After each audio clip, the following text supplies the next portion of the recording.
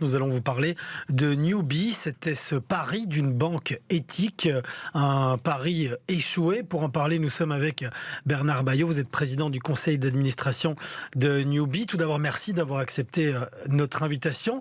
Est-ce qu'il n'y avait pas de place dans le paysage financier belge pour Newbee ? Alors, je dois reprendre votre présentation. Ce n'est pas un projet qui a échoué, puisque nous avons obtenu une licence bancaire au début de l'année 2020, suite à la mobilisation de plus d'1% de la population belge, de 350 organisations de la société civile. Donc, c'est un pari, c'est vrai, mais qui avait réussi. C'est-à-dire qu'il n'y avait plus de banque créée de toutes pièces en Belgique depuis 60 ans. Donc, c'est un fameux pari qui a été réussi. Le problème est que, à 3 ans du moment où on allait dégager des bénéfices, nous n'avons pas eu le capital nécessaire que pour continuer notre activité de crédit. Et donc, oui, effectivement, la dernière marche, nous n'avons pas réussi. Et donc, nous sommes contraints aujourd'hui de liquider les activités bancaires dans les prochaines semaines. On avait un suivi d'assez près ici, notamment en radio, sur BX1, tout le projet Newbee, depuis les prémices jusqu'aux dernières informations de ces récentes semaines. Vous l'avez dit, on ne peut pas parler d'un projet qui a échoué, mais la dernière marche n'a pas été franchie. Comment est-ce que vous expliquez le fait que vous n'ayez pas réussi à obtenir ce capital ?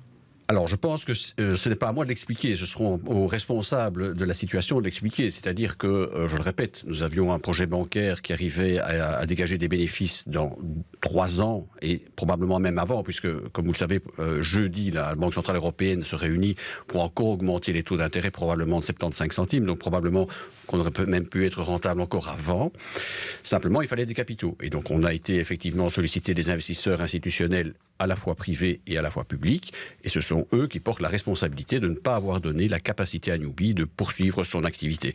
Donc ça, c'est l'explication.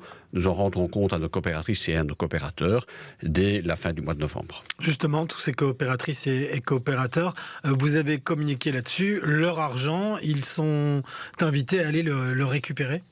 Donc, c'est-à-dire que nous démantelons l'activité bancaire, ça prendra plusieurs semaines, probablement plusieurs mois. Et donc, effectivement, au fur et à mesure, les gens seront invités à retirer l'argent sur les comptes. Je précise qu'il n'y a aucun risque de quelque manière que ce soit. Nous avons largement de quoi payer l'ensemble des dépôts qui sont là, ainsi que les fournisseurs, donc il n'y a pas de souci. Au contraire, il restera même un surplus qui permettra éventuellement de développer de nouvelles activités non bancaires tout prochainement. Le nom, Newbee, il y avait le mot B dedans, comme si c'était déjà un plan B. Est-ce que vous avez un projet pour la suite, un plan B pour Newbee ? Alors, Newbee a aujourd'hui des activités bancaires et non bancaires. Donc ici, ce dont on parle, c'est un arrêt de l'activité bancaire, c'est-à-dire de recevoir des dépôts sur des comptes courants, des comptes d'épargne. Cette activité-là va être arrêtée dans les prochains mois. Ça ne signifie évidemment pas que nous allons arrêter les autres activités qui existent aujourd'hui. Et donc ça, je le répète, c'est nos coopératrices et nos coopérateurs qui le décideront. Une assemblée générale est convoquée le 26 novembre. Ils pourront à la fois avoir toutes les explications bien légitimes auxquelles ils ont droit et en même temps décider de l'avenir de la coopérative. Et donc effectivement, on en reparlera peut-être dans quelques temps, mais il y aura probablement d'autres activités qui pourront être développées si tel est le souhait des coopérateurs. Et très brièvement, parce qu'on a parlé beaucoup des coopérateurs, moins des travailleurs, le fait de ne pas avoir cette licence bancaire prolongée, ça va faire des pertes d'emploi chez Newbee ? Ah ben c'est très clair, évidemment. Et là aussi, il y a une responsabilité très claire de ceux qui ont décidé de ne pas soutenir Newbee.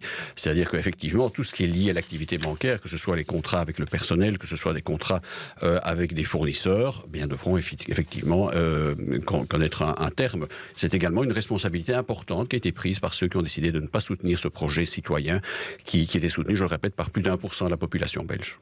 Merci beaucoup Bernard Bayot d'être venu ici en studio répondre à nos questions. Avec plaisir.